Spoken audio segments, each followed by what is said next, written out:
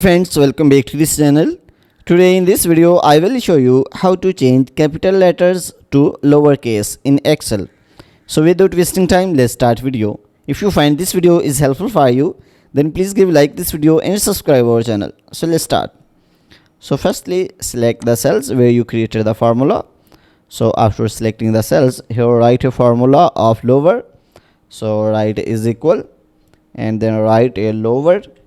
So when you will write a lower, so you can see Excel will automatically suggest the formula of lower. So then click the double side of left side of mouse and here select the text which you want to convert into the lowercase.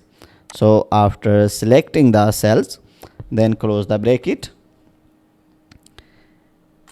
and then press enter button. So you can see the text is changed into the lowercase. So if you want to convert all other text into the lowercase, so then select the cells where you created the formula and then place the cursor on the bottom right side of cells and then you can see plus options and then press the left side of mouse and then drag to the lower end. So you can see all is done. All capital letters are changed into the lowercase. So guys, in this way you can convert all capital letters into the lowercase in Excel. So guys, if this video is helpful for you, then please give like this video and subscribe our channel. Thanks for watching.